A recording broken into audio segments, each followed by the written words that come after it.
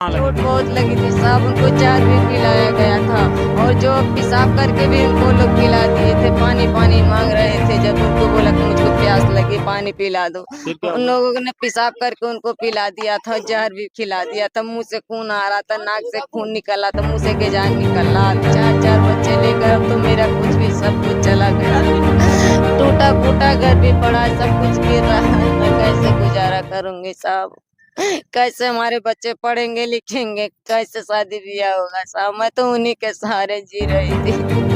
वही तो एक मेरा घमंड था कि मेरा पति अभी है, अब तो वो भी चला गया मेरे साथ।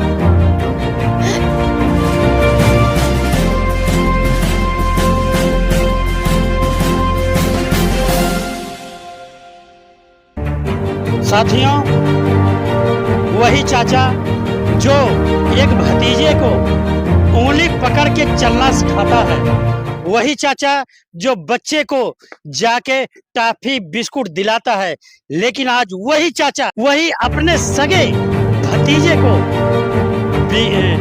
चाचा बीबी बच्चा भाई सभी लोग मिलके उसको किसी न किसी बहाने बुलाते हैं। सुनील पांडे जब उनके घर जाता है, उसके बाद क्या होता है, उनकी बीवी को बुलाया जाता है और बीवी जैसे ही दरवाजे पे पहुंचती है तो दहाड़ मार के रोने लगती है। आखिर उसके पति के साथ ऐसा क्या हुआ, आइए हम जानने का प्रयास करते हैं। आज हमारी टीम, आजाद भारत की टीम यहाँ पर आ चुकी है और हम उनके घर पे आ चुके हैं। यहाँ उनके परिजनों का रो रो के बुरा हाल है, उनकी बीवी बार बार बेहोश हो जा रही और क्यों ना हो बेहोश, क्यों कि वही इकलौता, वही एक घर का जिम्मेदार व्यक्ति जो अपने बच्चों को रोजी रोटी के लिए प्रतिदिन हो जाता था और 2 4 10 100 50 25 कमा के अपने बच्चों को रोटी की व्यवस्था करता था। साथियों, आज वह आखिर इसका जिम्मेदार कौन है? हम हैं, आप हैं, शासन है, प्रशासन है, या चाचा है? चाचा वही चाचा मात्र छोटी सी जमीन के लिए जो आज यहीं पर है, लेकिन भतीजा नहीं है। जमीन यहीं रहेगी, चाचा भी यहाँ से उठ जाएंगे, लेकिन जमीन यहीं रहेगी। बताइए कि उनकी मौत का कारण क्या है, कैसे हुई मौत?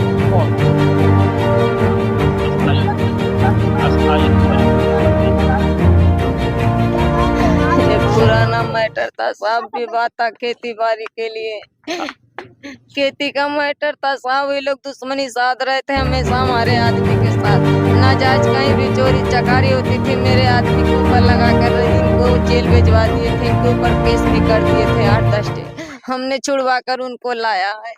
फिर कल गए जा रहे थे दुकान, बोले कि हम जा रहे हैं दुकान मसाला तेल लेने के लिए। ये लोग खींच करके हमारे आदमी को घर के अंदर बंद करके ये लोग सब पूरे परिवार मार दिए उसको जान से। जब मुझको गांव से सूचना मिली, मैं दौड़े मैं, मेरी बेटी और मेरा बेटा गया तो वहाँ पे उनकी नाक से खून आ रहा था, मुंह से गेजान निकल रहा था। मुझको अंदर नहीं जाने दे रहे थे, बोले थे तुम चोरी करने जा रही हो, भी जाकर हॉस्पिटल में देख लेना, मेरा आदमी यहीं पे मर गया था।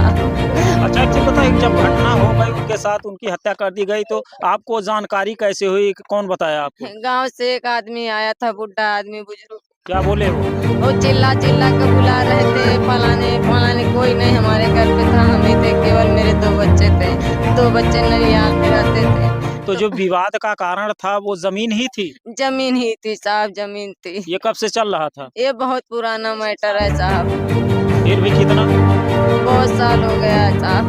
तो आप जब वहाँ मौके पे गई तो उनको किस अवस्था में देखी? वहाँ पे मैं एकदम बिल्कुल पूरे अवस्था में उनको मैं देखी। कहाँ मारे थे, चोटें कहाँ लगी? चोट बहुत लगी थी साहब, उनको जहर भी पिलाया गया था और जो पेशाब करके भी उनको लोग पिला दिए थे। पानी पानी मांग रहे थे, जब उनको बोला कि मुझको प्यास लगी पानी पिला दो, उन लोगों ने पेशाब करके उनको पिला दिया था, जहर भी खिला दिया था। मुंह से खून आ रहा था, नाक से खून निकल रहा था, मुंह से गेजान निकल रहा था। तो आप लोगों ने प्रशासन का सहयोग लिया? प्रशासन का सहयोग, जब मैं यहाँ से गई तो वहाँ पे पुलिस खड़ी थी। तो वहाँ क्या बोले? वहाँ पे वो लोग कुछ भी नहीं बोले, बोले अभी एम्बुलेंस आ रहा, अभी एम्बुलेंस आ, करते करते आधा घंटा यहीं पे बीत गया। पूरा शरीर उनके जहर पूरा फैल गया था, एकदम नीला पड़ गया। तो फिर मैं रौना लेकर गया, फिर वहाँ से तुरंत डॉक्टर रिफर कर दी। मैं आजमगढ़ लेके सदर गया। क्या बोले वहाँ से? वहाँ भी कोई नहीं, हमारे साथ में जेंट्स कोई नहीं था, तो हमको कुछ भी नहीं लोग डॉक्टर लोग बताएं। जब मेरा भाई, मेरी माँ, मेरी बहन वहाँ पे पहुंची तो उन लोगों से बताएं कि खत्म हो चुके हैं। अच्छा, तो बताइए कि उनकी उम्र क्या थी? 38 साल था उम्र।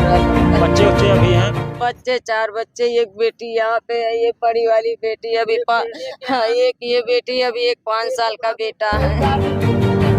यहाँ दोस्तों काफी देखिए यह दुखद घटना आज इस परिवार पे कहाँ टूट न्याय कर। चाहिए साहब, मैं कुछ नहीं जानती हूँ, मुझको न्याय चाहिए। मैं किस सहारे से जीऊंगी? 4 बच्चे लेकर, अब तो मेरा कुछ भी सब कुछ चला गया।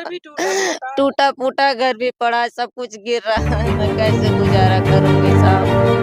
कैसे हमारे बच्चे पढ़ेंगे लिखेंगे? कैसे शादी ब्याह होगा साहब? मैं तो उन्हीं के सहारे जी रही थी।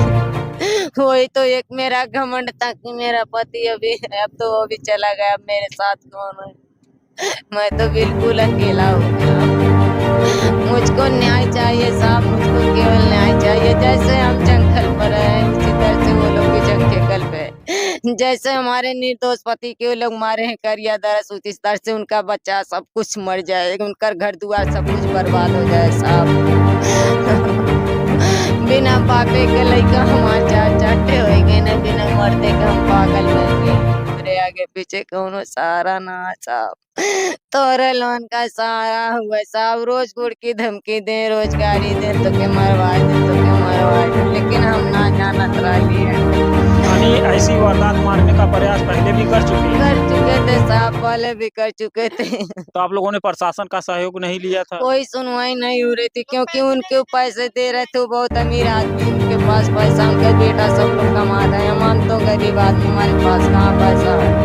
हम तो खाने के लिए मोहताज हैं साहब, कुछ भी नहीं हमारे घर पे नहीं। आप जाकर देख लीजिए, कुछ भी नहीं है। तो आपने FIR किए? हाँ, जब वहाँ पे आजमगढ़ गया था सदर में, तो वही एक साहब मिले थे, बोले कि रो मत बच्चा, हम तुम्हारा मदद पूरा करेंगे, हम तुम्हारा सहयोग करेंगे।